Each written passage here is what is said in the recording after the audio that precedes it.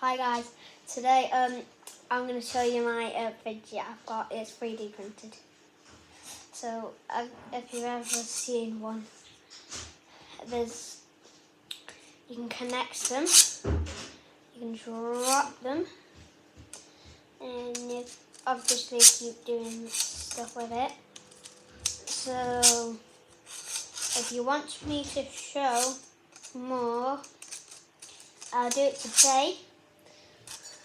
In 2 minutes, if you want me to. Got 2 more, so I'll show you them in the both video. But they're both different, so this one is like no one's ever seen before, really.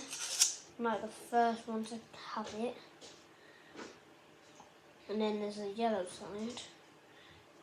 And then there's a pink side. So, what I want you to do is give me 1 new subscriber and I'll give